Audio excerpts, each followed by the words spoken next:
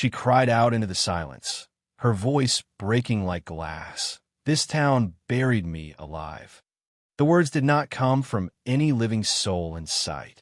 They seemed to rise from the dirt itself, echoing across the dry wind that carried dust through the broken fences and empty fields. The rancher froze where he stood, his hands rough and dirty from another long day of work. He had heard many things on this land, coyotes crying, the whisper of storms, but never a woman's voice carried like that, sharp and heavy with sorrow. It was not just a scream for help. It was an accusation, a wound torn open again after years of being hidden. The sound rolled through him, hollowing out his chest. He looked around the barren stretch of land, scanning the empty hills and the forgotten cemetery at the edge of town. For a moment, the world seemed to hold its breath. No birds, no wind, just the echo of a woman who should not be speaking anymore. He whispered to himself, "Lord, what did I just hear?" But there was no answer waiting for him. The town lay quiet in the distance, houses drawn close like secrets whispered behind closed doors. He had lived among those people for years, and he knew every family carried something they didn't want told. But tonight, something had broken loose, and whatever it was, it had chosen him to hear it. The rancher's name was Eli Carter. Folks in town knew him, but not many cared to. He lived on the edge of the valley, in a weather-beaten house that seemed to lean with the wind. His cattle were few, his land dry, and his days long. Some said he was a stubborn man who clung to a life that had already left him behind. Others said he was just a ghost among the living, a reminder of what the town once was, before silence swallowed it whole. Eli had grown used to loneliness.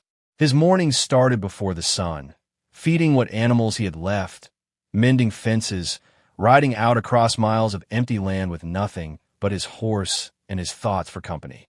In the evenings, he sat by the fire, staring at the glow of embers until his eyes grew heavy. No wife, no children, no visitors, just a man and the weight of his memories. The people in town never asked much of him.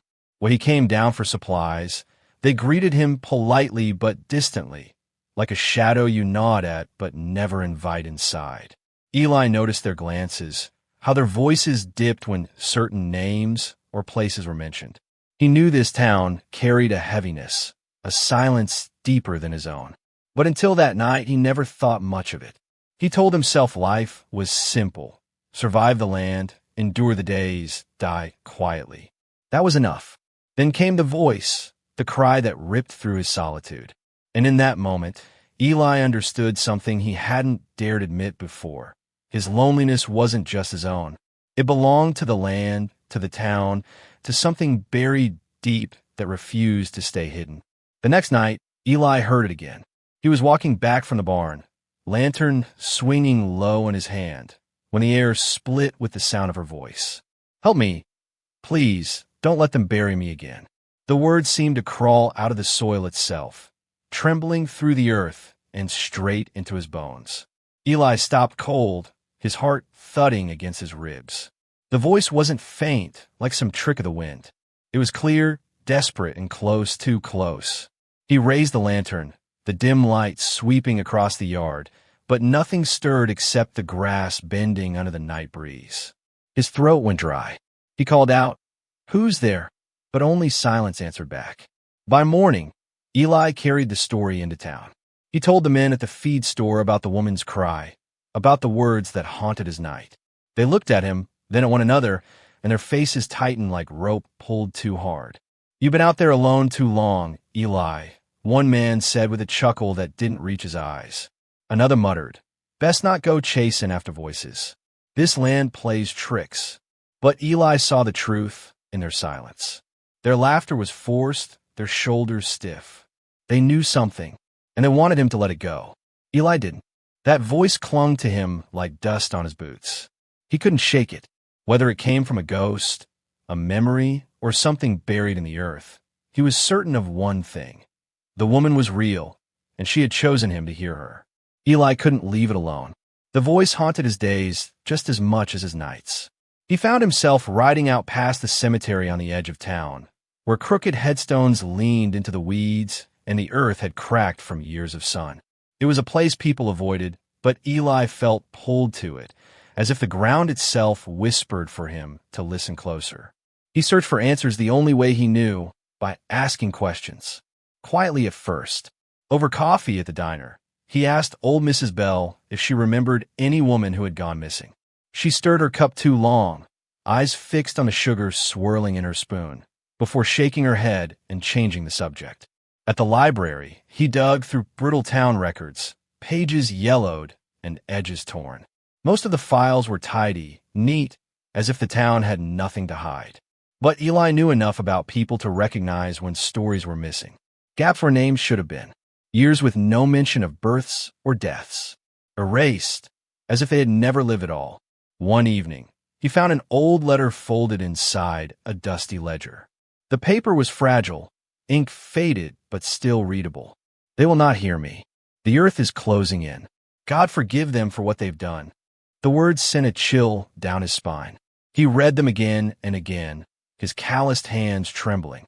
The next day, he asked the oldest man in town, Mr. Harlan, about it. The old man's eyes went cloudy, his jaw tightening. Best leave it alone, Carter.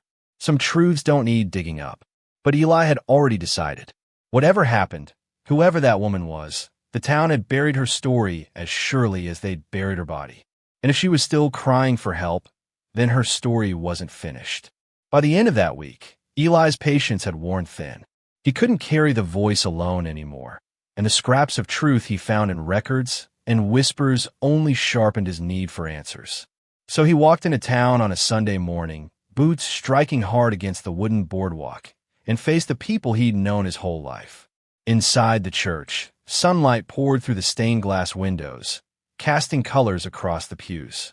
The congregation turned when Eli pushed through the doors, his hat in his hands and his eyes burning with something stronger than fear. He stood before them, his voice steady but heavy with demand. Who was she, he asked. The woman they buried alive. I've heard her cry. I've read her words. Don't tell me I'm crazy. Tell me the truth. For a moment, silence smothered the room. No cough, no shuffle of feet, not even the creak of the old wood. Just silence, thick as stone. Then whispers broke out like a crack in the dam. The preacher's face grew pale. Eli, he said carefully, the dead should be left in peace. Don't go stirring shadows. Eli's eyes swept across the pews. Some people looked away. Others glared, their jaws clenched with something close to anger or fear. He saw Mrs. Bell's hands trembling in her lap. He saw Mr. Harlan's eyes wet with something unshed. This town carries a weight, Eli pressed. I can feel it. You all can. But you'd rather pretend it never happened. The room buzzed with unease. A few men stood, their shoulders broad, blocking his path as if to push him back into silence. But Eli didn't move. He knew now, whatever secret they were hiding, it wasn't just a story. It was a wound, raw and festering, and the town was desperate to keep it buried. Eli left the church that morning with every eye burning into his back. He felt their anger, their fear, but most of all their silence.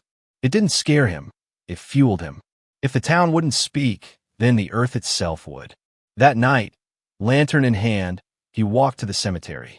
The ground was cracked and dry, weeds twisting around the headstones.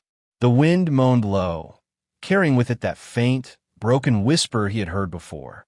Help me. His chest tightened. He dropped to his knees and pressed his palm against the soil. It was warm, too warm for the cool night. Something pulsed beneath it, as if the land itself carried a heartbeat. Eli grabbed his shovel. The dirt was stubborn, packed hard like stone, but he dug anyway. Each strike was heavy, the earth groaning as if resisting him. Sweat dripped down his brow, mixing with dust and the ache of his muscles.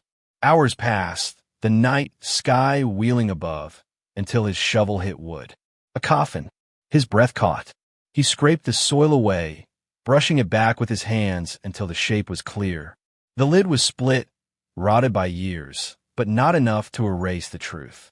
Inside lay the remains of a woman, her bones curled tight, her fingers clawing at the wood from within. She hadn't been laid to rest. She had fought. She had screamed, and no one had heard. The voice in Eli's head was no longer distant. It was there, raw and close, filling him with the terror she must have felt. He stumbled back, chest heaving, the weight of her suffering pressing against him. Behind him, a twig snapped. He turned, lantern swinging. Figures stood at the edge of the graveyard. Men from the town, faces grim and eyes hard. They had followed him. One step forward, voice low.